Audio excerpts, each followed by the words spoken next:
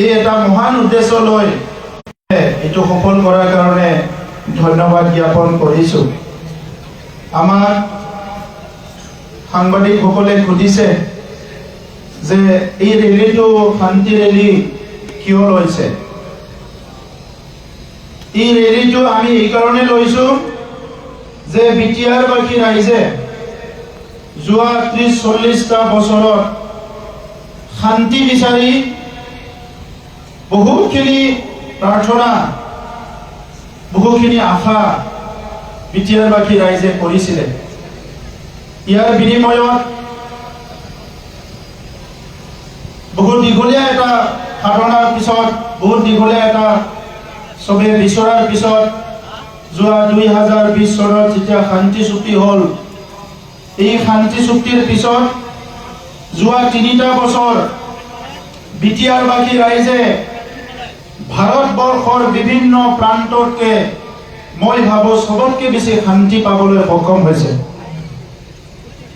3টা বছৰৰ আগত গাঁৱৰ ৰাইজে লগ পালে বিভিন্ন তৃণমূল পৰ্যায়ৰ কাম কৰি থকা কৰ্মী সচেতন নাগৰিকসকলে লগ পালে এটাই কথা পাতিছিল যে আমাৰ জীৱন আৰু সম্পত্তিৰ নিৰাপত্তা কেতিয়া আহিব।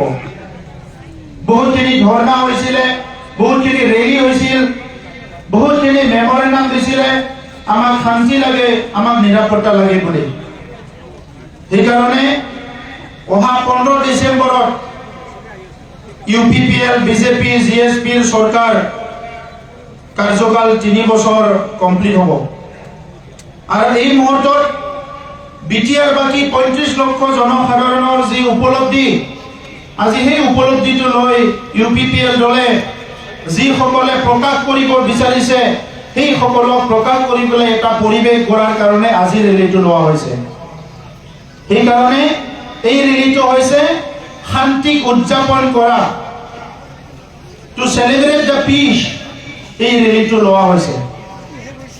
এতিয়া বিটিআৰবাসী ৰাইজে শান্তিটো উদযাপন কৰিব পৰা পৰিৱেশত আহিছে, কাৰণ যোৱা 3টা বছৰত সফলভাৱে বিটিআৰ অঞ্চলত শান্তি প্ৰতিষ্ঠা কৰাত ভাৰত চৰকাৰ, অসম চৰকাৰ আৰু বিটিআৰ চৰকাৰে সফল হৈছে। সেইকাৰণে আজি প্ৰধানমন্ত্ৰী নৰেন্দ্ৰ মোদী ডাঙৰীয়া, গৃহমন্ত্ৰী অমিত শ্বাহ ডাঙৰীয়া, অসমৰ মুখ্যমন্ত্ৰী ডক্টৰ হিমন্ত বিশ্ব শৰ্মা ডাঙৰীয়াক মই ধন্যবাদ জনাওঁ।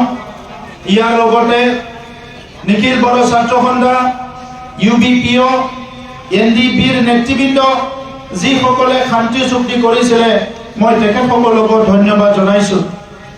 আজি আমি দেখিবলৈ পাইছোঁ বড়োলেণ্ডত শান্তি অহাৰ কাৰণে ছাত্ৰ ছাত্ৰীয়ে ভালকে পঢ়িবলৈ লৈছে, খেলুৱৈসকলে ভালকৈ খেলিবলৈ লৈছে, খেতিয়কসকলে ভালকৈ খেতি কৰিবলৈ লৈছে, সাংস্কৃতিক জগতৰ আমাৰ শিল্পীসকলে, সৃষ্টিশীল ব্যক্তিসকলে সৃষ্টি কৰিবলৈ, শিল্প সৃষ্টি কৰিবলৈ তেখেতসকলে হাতত লৈছে।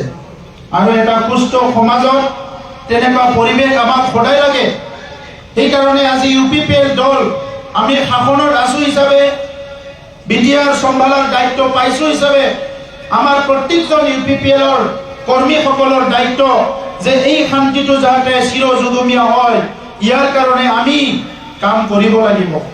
যি অঞ্চলত সদায় হিংসাৰ কথা পাতিছিল, ভয়কে জীৱন কটাব লগা হৈছিলে, আগৰ চৰকাৰৰ নেতৃত্বৰ ভুল, তেখেতসকলৰ দমন নীতি, হিংসা, মানুহবিলাকৰ মাজত যি ভেদাভেদ সৃষ্টি কৰা, এই পৰিৱেশত আমাৰ ৰাইজে বিধ্বস্ত হৈ গৈছিলে। সেইকাৰণে আজি বিভিন্ন চেক্ৰিফাইচ, বিভিন্ন কষ্টৰ বিনিময়ত যি শান্তি আহিছে, এইটো সকলো ৰাইজে আজি বুজি পাইছে। বিভিন্ন সাংবাদিকসকল গাঁৱে গাঁৱে গৈছে, বিভিন্ন কথা সুধিছে, সুধি পেলাই আহি আকৌ আমাক ইণ্টাৰভিউ লোৱাতে সুধিছে যে ৰাইজৰ মুখে মুখে এতিয়া বিটিআৰত শান্তি আৰু নিৰাপত্তাৰ কথা আহিছে, আপুনি কি কয়? মই কৈছোঁ যে আগতে মানুহে যি জীৱন আৰু সম্পত্তিৰ নিৰাপত্তাৰ কথা কৈছিলে, আজি সেই মানুহে উন্নয়নৰ কথা কৈছে। উন্নয়ন লাগে আমাক, কিন্তু আজিৰ পৰা 3 বছৰ আগত উন্নয়নৰ কথাই পাতিব পৰা নাছিলে। ৰাস্তা নাই যদিও ক'ব পৰা নাছিলে, দলং নাই যদিও ক'ব পৰা নাছিলে, স্কুল নাই যদিও ক'ব পৰা নাছিলে, একো কথাই ক'ব পৰা নাছিলে। কাৰণ সেই সময়ত কথা শুনা চৰকাৰ নাছিল, সেই সময়ত দাদাগিৰি কৰা চৰকাৰ আছিল বড়োলেণ্ডত। আজি আমি যেনেকে কথা দিছো আমাৰ চৰকাৰ আহিলে বড়োলেণ্ডত ৰাইজে ৰজা হ'ব, এতিয়া বড়োলেণ্ডত ইয়াত কোনো ৰজা নাই। ইয়াত বড়োলেণ্ড বাকী 35 লাখ জনসাধাৰণ বিভিন্ন জাতি জনজাতি জনগোষ্ঠী ধৰ্মৰ লোকে হ'ল আজি বড়োলেণ্ডৰ ৰজা, বড়োলেণ্ডৰ নেতা। আমি তেখেতসকলক লগত থাকি কাম কৰিব লাগিব। সেইকাৰণে মই দীঘলীয়া কথা নকওঁ, মই আপোনালোকক ধন্যবাদ জনাইছোঁ। এতিয়া ভালকে লাহে লাহেকে বাইক চলাই আপোনালোকে ঘৰত যাব। 15 ডিচেম্বৰলৈ আমাৰ বিভিন্ন কাৰ্যসূচী থাকিব। এই কাৰ্যসূচীবিলাক সফল কৰাত আপোনালোকে যাতে সহায় কৰে, মই সেইটোকে অনুৰোধ জনাই মই মোৰ বক্তব্য সামৰিলোঁ। ধন্যবাদ।